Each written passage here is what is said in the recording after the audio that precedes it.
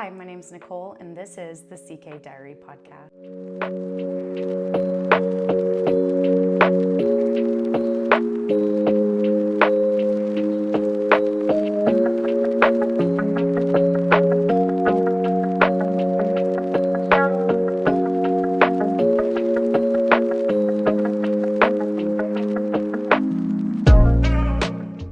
I hope that you guys are having a great week. It is Sunday, March 2nd, and it is 2:13 p.m. I'm recording this while my boys are napping, and I just have a few things to share with you guys.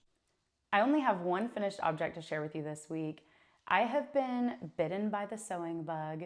I have been sewing a lot these last couple of weeks. I know I shared with you in previous podcasts that I was working on the Woodland Tic-Tac-Toe pouch by Humblebee Atelier. And for my son's birthday parties, those were the goodie bags. And then I also made them a happy birthday banner. And after I sewed those, I didn't want to stop sewing. I wanted to keep finding other projects to work on. So I made these little eggs. I think I showed them in the last podcast. I'm not sure. If not, I'll put a picture up here on the screen.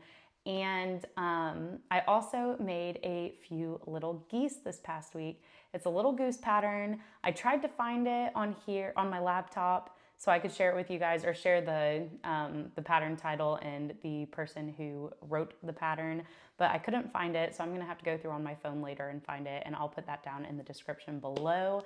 But I will put a little picture up here for you. My boys wanted to take their geese to bed, so I couldn't take it away for a little bit for the podcast, but I made a few of those. I made one for their friend, and they gave me a little list of friends that they would like me to make more for. So we're gonna do a little Easter package for a few of their friends with a goose and some eggs. And I thought that would be a fun addition to like an Easter egg hunt or something if their parents wanted to use it for that. And then for whips, I have two things to show you. So you guys have seen this sock recently, maybe in like 2 podcasts ago. And I haven't done a whole lot of work on it. I just got through the gusset decreases, and I'm about to start working on the foot of the sock. So this is pick those up so they're not dragging. This is the Evermore sock set from Sorella Yarn. It was a limited purchase yarn. I got it off of a Discord post as a resale. So these are not available anymore, but I quite like the colors. Beautiful together. I have to do the foot of this sock and then knit the other sock. Hopefully I will have those done here soon. And then my other knitting whip, I'm so close to being done with. I have got my Sophie shawl. This pattern is by Petite Knit. I am using West Yorkshire Spinners BFL yarn. It is a DK weight yarn, and it is in the color Umber.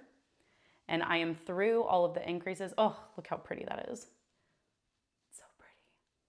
I'm through the increases, and I've started on the decreases. You can see the little tip there where I'm starting to go back down. This will be a nice long scarf, so I'll put the middle around my back. Look at all that scarf that I'll have.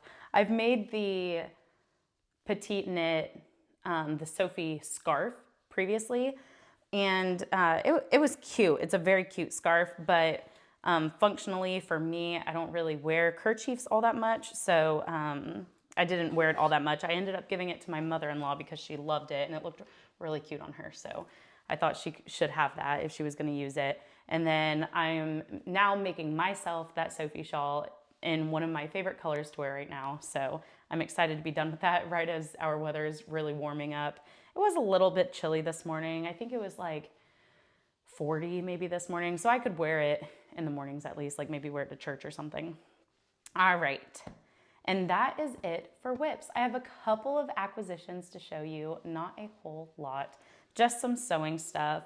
So I got this fabric to make more of the geese. This is just an orange cotton gauze, and I thought that would be really cute for the legs and the beak. Now, these are just like little scraps that I had left over after cutting all my pieces out. And this is just a cotton, like a quilting cotton, a white fabric. I was going to try like a cotton denim because I thought the texture might be cool, but with how teeny tiny these geese are, I was worried it would be a little too stiff. And then I also got these two. This is another color for the beacon legs if I decide I don't like working with the gauze. It's a little bit stretchy, maybe not quite as stiff as I need it to be, so we'll see.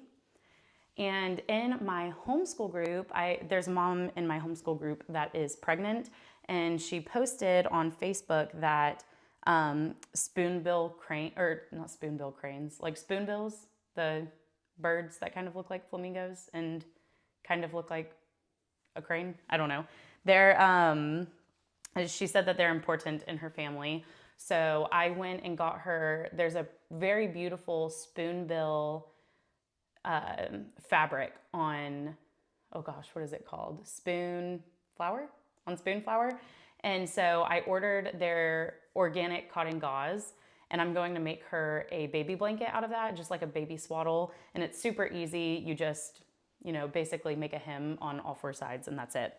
But I was going to use this as the backing, but then I decided just to do like a regular muslin swaddle and not have it double-sided, just have it one side. But I did get this fabric for that back side. And so instead of using it for the back side, I am going to make some burp rags out of this.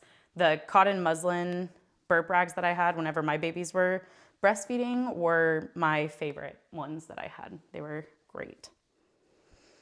All right, and that is it for finished objects, whips, and acquisitions. A little bit of life stuff. I'm trying to think. We're starting to get back to normal. We were sick for the first couple weeks of the year, well, no, that's not true. Not a couple weeks of the year. We were sick for the first couple of weeks of the year, but we were also sick for a couple of weeks in February. We missed a lot of stuff. The boys' friends had a lot of birthdays. We missed a lot of park days. We missed a few events that we were planning on going to. So it's nice getting back to normal, where we had the boys' birthday party, and that was the first thing that we did after they were sick. And we went to a friend's house last week. That was really nice catching up with them. We haven't been to their house in almost a year. And yeah, just trying to get back to normal, back into the swing of things. We've been going on a lot of walks as a family, which has been really nice. We're trying to eat at home more and go for walks in our neighborhood more. And yeah, that's pretty much been it. Trying to think of any big things that we have this month. I am excited. We're going to one of the Thomas Train events for my oldest for his birthday, and I think he'll be really excited about that. It's a real train ride, but the train just looks like Thomas. Sorry, I've got like dust floating around after I picked up the fabric. But yeah, I think that's really it, life stuff wise. And I haven't read anything else since I did my last reading update. Just life has been crazy and wild, and I just really haven't had the time to sit down and read anything. For watching, we've been watching Chuck. I think I mentioned that a couple weeks ago. I don't think I did my reading and watching last week. That was just kind of a quick, kind of rattled on and unorganized podcast. But we're watching Chuck, and then we're gonna watch Peter Rabbit. It's the live action Peter Rabbit that came out in 2018. We started watching it with my boys, but it was a little too scary. One of the guys would chase the bunnies around with a shovel and like try to kill the bunnies. And my 3-year-old and my 4-year-old are very sensitive souls, and they were both crying during those parts. So we were like, maybe we should shut this off. And so, but I'm gonna watch it, and I'm gonna see if my husband wants to watch it too, because it looked really cute. And and the girl in that movie had like the cottage. It was like a cottage art studio garden thing, and it was something that dreams are made of. It was gorgeous. Sorry about that. My camera ran out of storage. All right. And so the last thing I have to talk to you guys about is our pattern spotlight of the day. So today, let me go ahead and start sharing my screen. I almost forgot that part. Is it happening? It's happening. Okay. So today I am going to be sharing The Little Gainsey Sweater by Marie Green with you. Let's go ahead and look at some pictures first. So if you will remember a few podcasts ago, this may have been last year, like in November, December, whenever I first started doing the pattern spotlight. I shared a sweater with you called the field sweater, and it wasn't quite like this, but it looked very similar, just this beautiful motif up here. And I thought it would be so cute that if you have a little, that you could make this little sweater for them and then make the field sweater for yourself. I thought that'd be sweet. This does look like a little bit more of a masculine pattern, which is exactly what I was looking for my sons. But I'm sure, you know, with a pretty yarn, it could be a girl's sweater as well. This just feels more masculine to me. All right, so this is published in Knit a Little Book. You can buy it on here as well, though, as far as I know. Let me look. You can, right?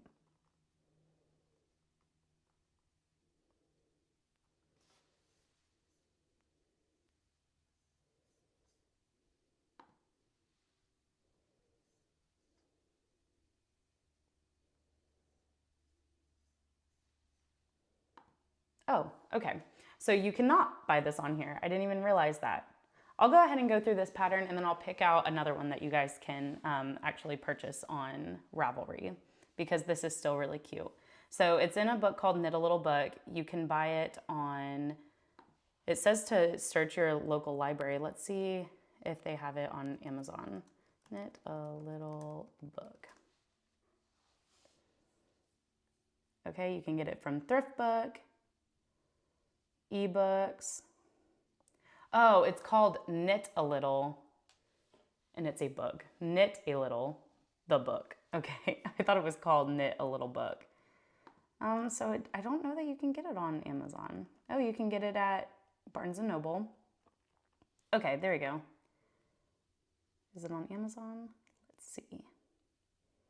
Yep, you can get it on Amazon. All right, so it's $23.99 on Amazon and you get 24 patterns. So you're essentially spending $1 a pattern. That's pretty nice. All right, let's see. This is a worsted weight pattern. She recommends Malabrigo yarn Rios, which I love Rios by Malabrigo. I love Malabrigo yarn in general. Says that the sizes available are 6 to 12 months, to 8 to 10 years, and you need 330 to 770 yards of yarn, which is great. That is a great, just need a few skeins potentially. That's awesome. All right, so this says, this pattern is featured in the book Knit a Little by Marie Green. Shopping for yarn when you're tired is a lot like grocery shopping when you're hungry, though I've never regretted any of the yarn that joined my family under these conditions. One such unplanned yarn purchase grew up to become a proper Gainsey complete with a set of delicious twisty cables and fancy underarm gussets. This smaller version of the original is pared down for simplicity, making it purple. Oh my goodness, I'm like tongue-tied, tongue-twisted today. Making it perfect for little ones. There is just enough detail to keep it interesting without slowing you down. Don't let the rich cables fool you. They're easier than they look. Oh, okay, here. They have a grown-up version here. Maybe this can be our spotlight pattern that you can buy on here. Okay, you can get it on Olive Knits. That's perfect. Something you can buy online that you don't need a book for. Wow, look at that. That's gorgeous. All right, $11.95 on oliveknits.com. And this is the January Gainsey. How precious. So if you want like a mommy and me pattern, that's perfect. Now I'm back into it. Sorry, I clicked out of it. All right, let's see. It has an overall rating of 4.9 stars, which is awesome. You see the difficulty rating here, not too bad. Let's see if there's anything more interesting down here. She recommends 4mm, 3.75mm, and 3.5mm needles. Let's see if there are any projects that we can look at. Oh yeah, look at these. They're all beautiful. I love going, you know, there's so much variation that can happen whenever you knit something. Whenever you go to a project page, there can be projects that look completely different from the original, which I understand that there's so much that a person can change to make the pattern look different. I mean, you could use different size needles, you could be going for a different size gauge, you could do a different neckline, you could do a different, sweater structure. You could do so many different things that make the sweaters turn out way different. Like here, somebody did like a rolled neckline there.